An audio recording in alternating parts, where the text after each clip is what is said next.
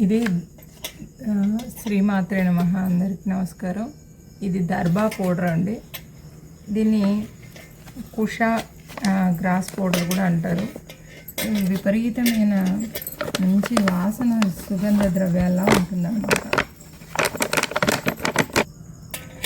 ఇది గుగ్గుల్ పౌడర్ అండి, అంటే గుగ్గిలము.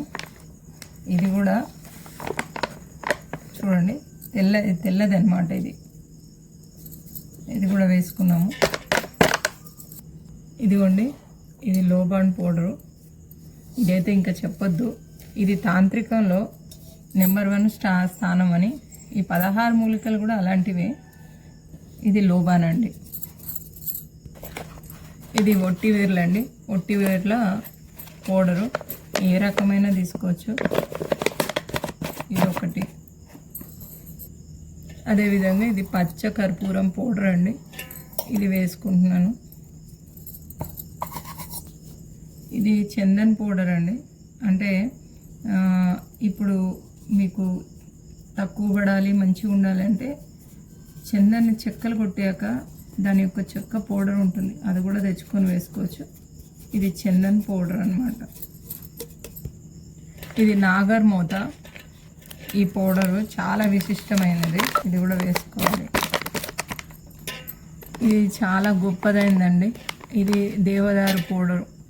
ఇది ఉన్నదంటే చాలు, ఇంకా సంస్థ లక్ష్మీ కటాక్షం ఎప్పుడు మన వెంట ఉంటుంది. దీని యొక్క విశిష్టత చాలా ఉంటుంది. మా దగ్గర చెట్టు కూడా ఉంది, కానీ మేము పౌడరే తెప్పించుకున్నాము. దేవదారు చాలా గొప్పదే. వేప పౌడర్ అండి, కానీ నేను సమయాభావం వల్ల నేను డైరెక్ట్గా తెప్పించుకున్నాను ఆన్లైన్లో. ఇవి వేప పౌడర్.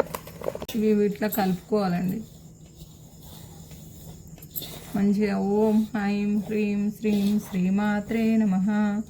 ఓం హ్రైం హ్రీం శ్రీం శ్రీమాత్రే నమః. లేదా ఇంకో ఏదన్నా కూడా బీజాక్షరాలు పలకాలా అంటే పలికి చేస్తే ఇంకా బాగుంటుంది. ఆ తరంగాల శక్తి చాలా బాగుంటుంది. ఎప్పుడు అది ఒక నీళ్ళది వాణి వెళ్ళినట్టుగా వెళ్తూనే ఉండాలన్నమాట. అయితే దీంట్లో కొంచెం నెయ్యి వేయాలి, అప్పుడు పూర్ణం అవుతుంది. దాని తర్వాత తీసుకెళ్ళిపోయి దాంట్లో నిప్పులల్లో వేయాలి. అయితే మీరు దీన్ని దగ్గరలోనే ఒక చిన్న షార్ట్ ఉంటుంది, అందులో కూడా చూడండి ఎలా చేస్తున్నామని తెలుస్తుంది. ఇప్పుడు చూడండి, ఇంత వేసినా చాలు.